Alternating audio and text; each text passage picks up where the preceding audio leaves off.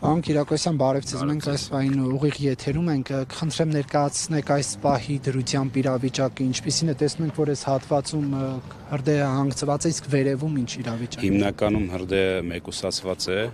մեծ ուժերով աշխատում են փրկարար ծառայության աշխատակիցներ եւ էկոպարակային ծառայության աշխատակիցներ, ստեղծվել է օպերատիվ շտաբ, որը կառավարում է փրկարար ծառայության ղեկավար գեներալ Ցուցիլյանը, այս պահին հրդեհը մեկուսացված է, նաեւ ուղղաթիռը աշխատում է, բայց դեռ մարում տրված չէ։ Մինչև օրվա վերջ, մինչև մութն ընկնելը հրդեհաշիժման աշխատանքները կշարունակվեն, այնուհետև իրավիճակը կգնահատվի օպերատիվ շտաբի կողմից, հետո հերթապահություն կսահմանվի։ Այս պայմանությամբ կարող եմ այդքան ասել ձեզ։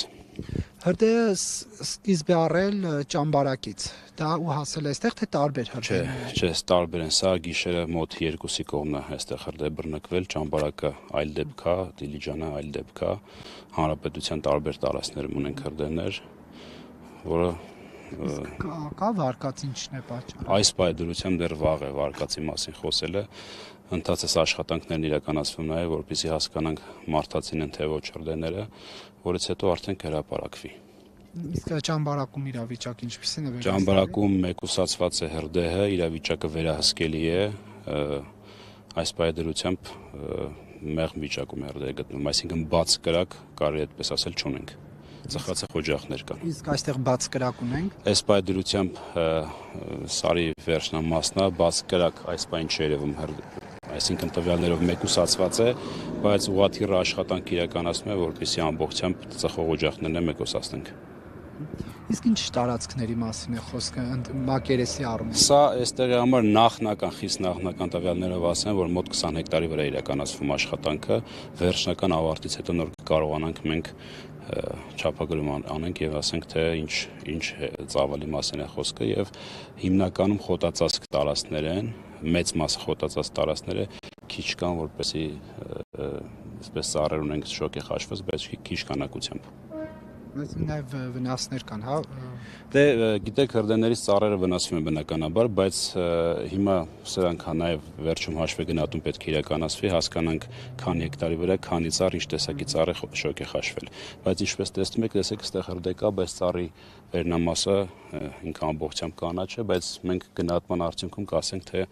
քանի ծառ է շոկ է խաշվել հրդեհներից։ Եվ էկոպարեկների արդյոք լիազորությունների մեջ մտնում է հսկողություն իրականացնելը, որպեսզի մարդկային գործոնով պայմանավորված այսպիսի աղետներ չլինեն։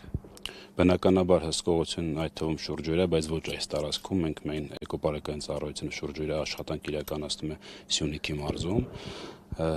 Այստեղ նոր ենք սկսել մեկնարկը Տավուշի մարզային ստորաբաժանման, բնականաբար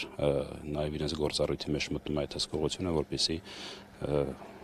եթե միտումնավոր որևէ գործողություն կրնի, կասեցնեն եւ համապատասխան ընթացք տան։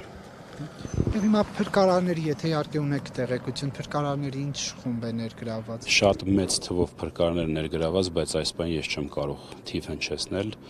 Էկոպարեկային ծառայության թիվը կարող եմ ասեմ, այստեղ 103 աշխատակից է էկոպարեկներից աշխատում, բայց մի քանի անգամ ավելի մեծ թվով մասնակցում են փրկարար ծառայության աշխատակիցները։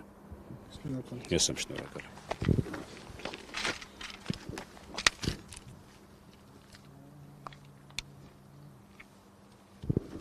Հարգելի դիտողներ, հիշեցնեմ, որ Ֆակտոր TV-ն ուղիղ հեռարձակում է իրականացնում Տավուշի մարզի դեպի Սեմյոնովկա գյուղ տանող ճանապարհատվածից, որտեղ հրդեհ բռնկվել